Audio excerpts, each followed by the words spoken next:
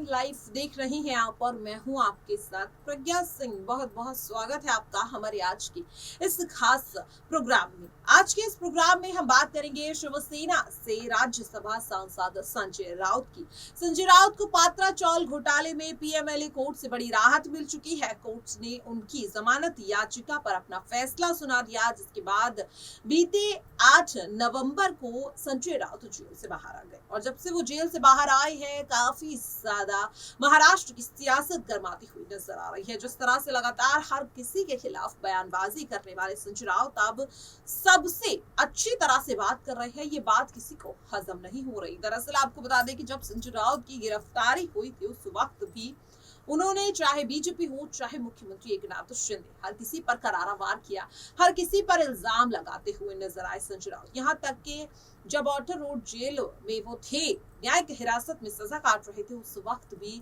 चिट्ठी के माध्यम से या फिर किसी भी तरह से वो यहाँ पर सिर्फ और सिर्फ विपक्ष पर हमला बोलते हुए नजर आए, सरकार पे हमला बोलते हुए नजर आए। लेकिन करीब 2 महीने जेल में रहने के बाद जब संजय राउत को कोर्ट से बड़ी राहत मिली, जेल से बाहर आए, खामोश नजर आ रहे हैं। बस हाँ, उन्होंने एक ही बात कही जिस बात ने महाराष्ट्र की सियासत एक बार फिर से गरमा दी। आपको बता दें कि जब मीडिया से रूबरू संजय राउत हुए तो यहाँ पर उन्होंने ये कहा कि मेरे खिलाफ जो साजिश रची गई, मुझे जेल भेजने की जो साजिश थी वो दिल्ली से की गई। इसके बाद हर कोई इस सवाल का जवाब जानना चाह रहा है कि आखिर दिल्ली का नाम लेकर वो किस पर निशाना साध रहे हैं, क्योंकि देखिए दिल्ली में तो 2 ही सरकारें हैं, एक आम आदमी पार्टी की सरकार है और दूसरी है केंद्र सरकार। तो आम आदमी पार्टी तो उनके कह सकते हैं कि ईडी को लेकर कुछ नहीं कर सकती, क्योंकि खुद आम आदमी पार्टी ईडी के शिकंजे में घिरी हुई है। आप ये देखिए, दिल्ली के डिप्टी सीएम मनीष सिसोदिया खुद को ईडी के शिकंजे से नहीं बचा पा रहे, तो वो किसी और को क्या फंसाएंगे। तो यानी कि अगर फैक्ट्स के मुताबिक देखिए तो साफ तौर पर यहाँ पर एकनाथ शिंदे नहीं बल्कि केंद्र सरकार पर हमला बोलते हुए नजर आए संजय राउत। तो जिस तरह से संजय राउत ने ये बड़ा झटका दिया है, जिस तरह से उन्होंने निशाना एक बार फिर से साधा है केंद्र सरकार पर, जिसकी वजह से महाराष्ट्र की राजनीति गर्माती हुई दिखाई दी, लेकिन उन्होंने बीजेपी का नाम नहीं लिया। वहीं दूसरी ओर जिस तरह से वो जब से जेल से बाहर आए हैं हर किसी की तारीफ कर रहे हैं, फिर चाहे वो यहाँ पर शिवसेना प्रमुख उद्धव ठाकरे हो, एनसीपी प्रमुख यहाँ पर शरद पवार हो, और अब जिस तरह से उन्होंने देवेंद्र फडणवीस से मुलाकात करने की बात की है, जिस तरह से उन्होंने पीएम मोदी और अमित शाह से मुलाकात करने की बात की है, लगातार यहाँ पर अब ये कयास लगाए जा रहे हैं कि संजय राउत अब महाराष्ट्र में शिवसेना को बड़ा झटका देने वाले हैं। शिवसेना महाराष्ट्र में किस तरह से लगातार अपने चुनाव चिन्ह के लिए जंग लड़ रही है, उद्धव ठाकरे इस वक्त कितनी ज्यादा मुश्किलों से जूझते हुए नजर आ रहे हैं। ऐसे में संजय राउत की खामोशी बगावती तेवर की ओर इशारा कर रही है। हालांकि संजय राउत जेल से बाहर आते ही उन्होंने उद्धव ठाकरे को फोन किया और उनसे बातचीत की, काफी ज्यादा भावुक बातें दोनों के बीच हुई। लेकिन जिस तरह से वो बीजेपी जिसके खिलाफ हमेशा हमला बोलते थे उसकी तारीफ करते हुए अगर नजर आए तो ये बात हर किसी को परेशान कर रही है। यहाँ तक कि उन्होंने मुख्यमंत्री एकनाथ शिंदे तक की तारीफ कर डाली। जी हाँ, उन्होंने कहा कि नई सरकार ने जो भी फैसला लिया है मैं उसका सम्मान करता हूँ और नई सरकार महाराष्ट्र में विकास लाने का काम कर रही है, जो वाकई बहुत अच्छा है। तो इस तरह के बयान जो संजय राउत देते हुए नजर आ रहा है उसकी वजह से अब हर कोई काफी ज्यादा परेशान नजर आ रहा है। वहीं दूसरी ओर अगर बात करें जिस तरह से महाराष्ट्र में लगातार राजनीति गर्माती हुई नजर आ रही है, कांग्रेस पार्टी एक बार फिर से महाराष्ट्र में सक्रिय नजर आ रही है। हम सभी ने देखा कि किस तरह से राहुल गांधी अपनी भारत जोड़ो यात्रा को लेकर पहुंच चुकी है महाराष्ट्र में जिस तरह से शिवसेना का साथ अब राहुल गांधी को मिल चुका है, यहाँ पर अब देखने वाली बात यही है कि क्या अब ये खामोशी बीजेपी पार्टी और एकनाथ शिंदे के खिलाफ कोई बड़ा खेल तो नहीं, क्योंकि हम सभी जानते हैं कि जिस तरह से गुजरात और हिमाचल प्रदेश में चुनाव है, तो वहीं दूसरी ओर जिस तरह से हम देख रहे हैं कि लगातार कई प्लानिंग और प्लॉटिंग हो रही है। यहाँ पर जो संजय राउत की खामोशी है वो इस ओर इशारा कर रही है कि क्या ये राजनीति साल 2024 के होने वाले चुनावों को लेकर तो नहीं है, क्योंकि लगातार सवाल तो इसी ओर उठता हुआ दिखाई दे रहा है। लेकिन अगर संजय राउत की बात करें तो वो लगातार यहाँ पर अपने बगावती तेवर अपनाते हुए नजर आ रहे हैं।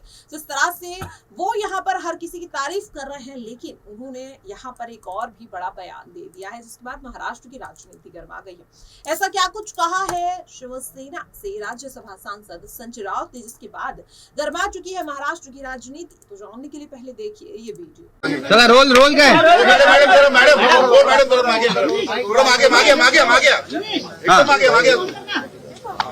बोलिए।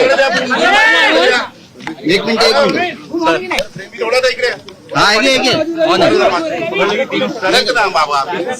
अरे वायर वायर वायर सर बोला। आजपासून पुन्हा एकदा तुम्ही कार्यरत होताय, काय भावना आहेत? 103 दिवस तुम्ही आतरोड जेलमध्ये होता. जेलमध्ये होतो आज मॅडम 3 महिन्यांनी हाताला घड्याळ बांधलेला आहे. 3 महीने के बाद हाथ में मैं घड़ी पहन ली.